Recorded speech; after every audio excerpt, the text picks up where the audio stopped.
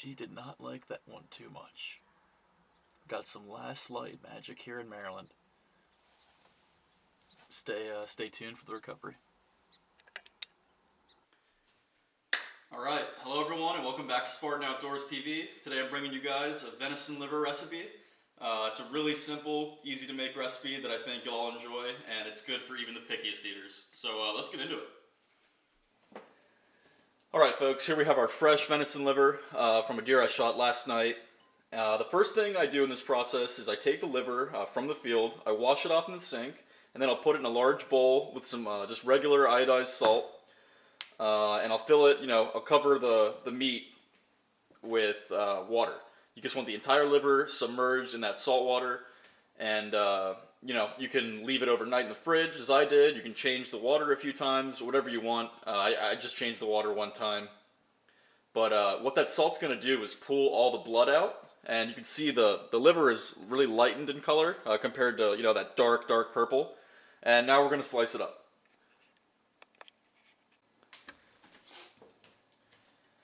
Alright, so we're going to transfer our liver to a cutting board, get the rest of the blood out of that bowl, and save the bowl because we're going to need that in just a few minutes after we slice it. Now I like to square the edges of the liver so we have nice straight strips here. Put those off to the side. Now I like to cut it nice and thin, maybe about 1/4 inch slices. I'm just going to slice it up real quick. And you'll see how the outside of the liver is really lightened and the inside is still like a dark purple. The salt on the outside has really pulled out a lot of that blood from the exterior.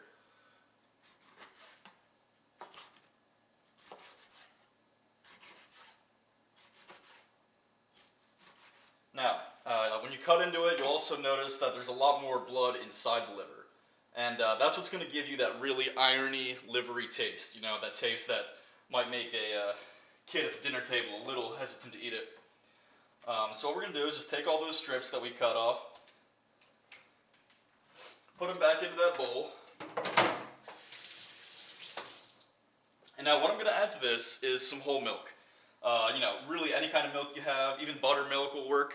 But I'm just going to cover that meat with some whole milk.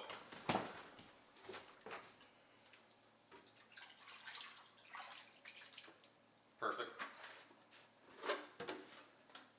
Just going to add a little bit more salt to pull out the blood. It's not going to make the meat overly salty or anything like that. It's all going to pull out. And I'm just going to gently mix that around with my hands. And you can see the milk is already turning a strawberry color, if you will. Now, you want to let this sit for at least a couple hours. You can let it sit overnight. You can change the milk. You can add more milk. The longer you let it sit in the milk, the more that blood's going to pull out. Just make sure you keep adding more salt.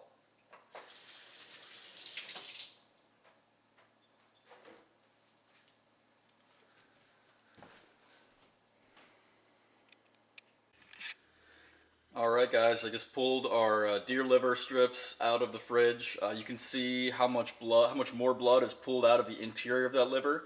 It's turned that milk very dark red color, pink, I mean. And we're just going to drain that off in the sink.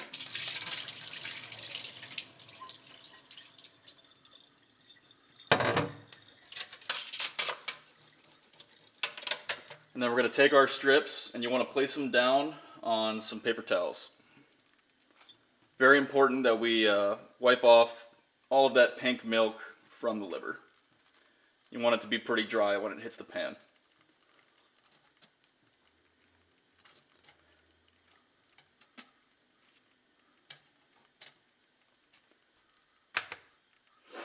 Alright, I'm just going to take some more paper towels, lay them on top of here for about 5 minutes, and then we're ready to go into the hot pan.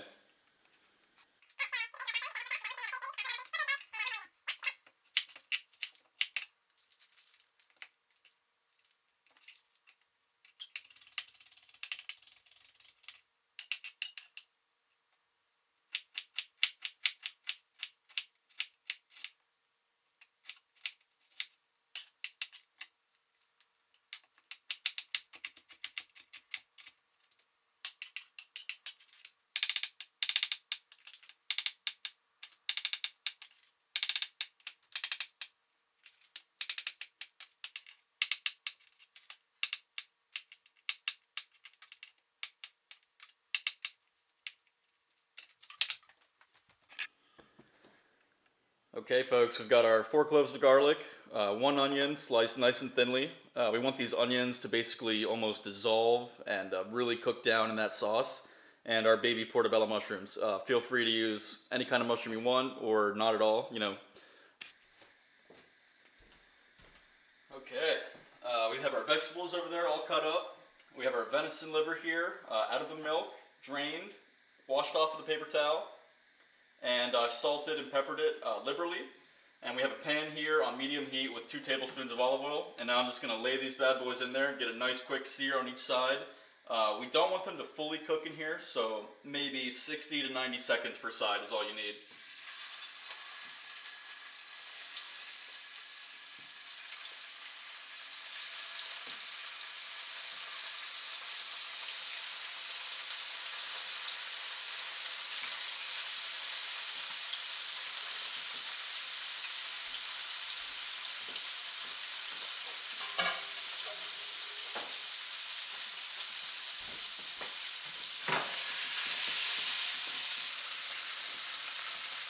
Alright, it's been about a minute and a half, maybe 2 minutes. I'm just going to give all these pieces a nice flip. You can see we got some good color on that, nice char. A little slippery.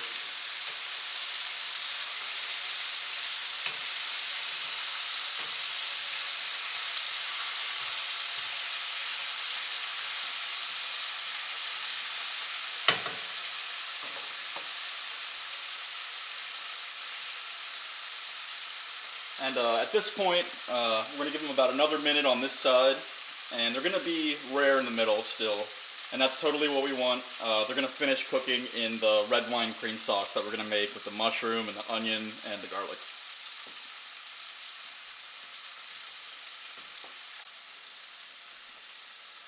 Okay, these guys are ready to be taken out. Just transfer all your liver to a bowl.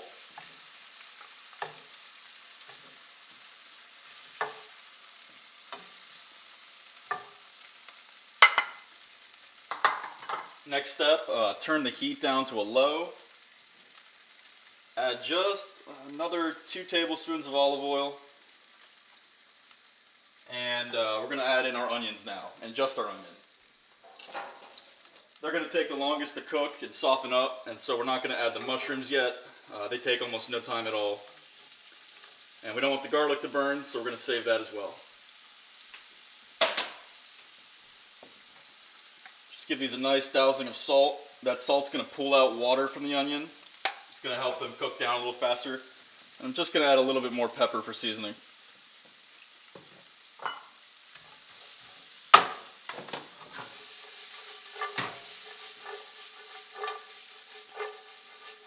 You can see those onions are pulling off all of that fond on the bottom of the pan. Those little bits of liver and fried meat, it's building flavor, you know, it's adding flavor to the sauce, and you want to keep that in there. Do not clean out your pan before you add the onions. Alright, it's been 5 to 8 minutes. You can see our onions are getting a nice caramel color. They're softening up. And at this point, I'm going to add in 2.5 tablespoons of butter and our chopped garlic. I'm going to cook this for 3 minutes, and then I'm going to add in our mushrooms.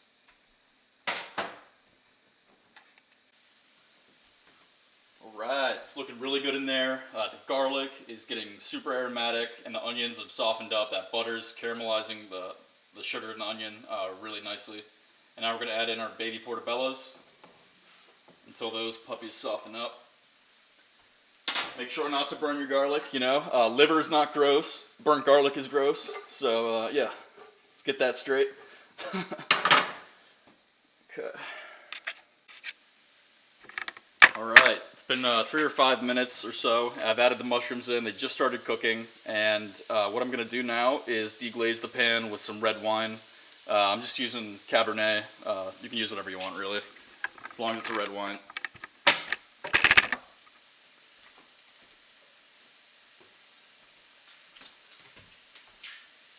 I'm going to be adding about 1.5 cups. It might seem like a lot at first, but we're really going to cook this sauce down for quite a bit more, and it's all going to evaporate.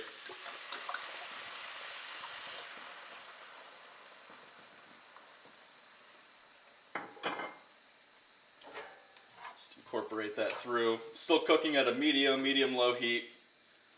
And we're just going to let this gently all cook together. That alcohol is going to cook out.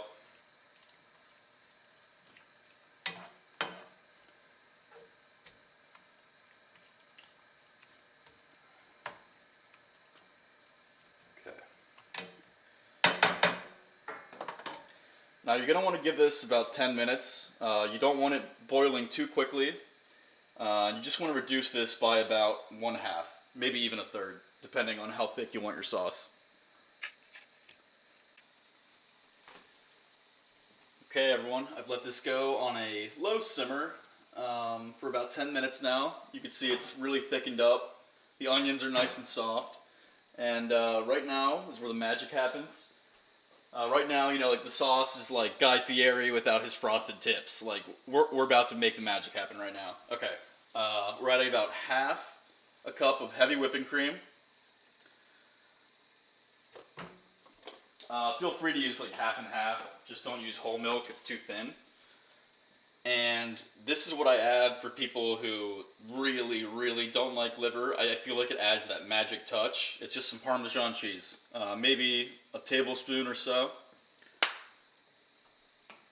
But yeah, you don't have to add that. But I think the cream is really essential. That's what's going to thicken this sauce up, make it into, you know, a cream sauce. It's going to make it into a gravy, essentially. And you can see that beautiful color of the red wine. The onions have absorbed all that flavor. Yeah, this is going to be so good. Okay, so I'm going to turn this back up to a low medium and let that reduce. And you want to be careful though to watch this. Don't let it burn, because with the dairy in there, it can really get out of hand and the bottom can burn. So if you see that it's getting too hot, just turn it down, give it a stir every few minutes. You know, this isn't rocket science, this isn't hard stuff. Shooting a deer is hard. Cooking, not hard. Just follow the steps. Alright, we are at the finish line, guys. We've added in our heavy cream, our cheese. The sauce is thickening really nicely. And while it's still a little bit thin and runny like this, you want to add your liver back in. And remember, we just seared the outsides. It's still going to be pretty rare on the inside. I wouldn't overcook liver, you know, especially venison liver. If you're afraid of the gamey flavor, then don't overcook it. The drier it is, the more irony, the more gamey it's going to taste. So, yeah, we just want to incorporate the liver back in. It's going to cook in this really hot sauce over the next few minutes. And it's all going to finish cooking at the exact same time. That sauce is going to thicken up. That heavy cream is going to tighten. And all these flavors are going to blow your mind. Okay, it's been about 3 or 4 more minutes with that liver inside the sauce. I've turned them over once. They're pretty much going to be a nice medium rare, which is just what you want.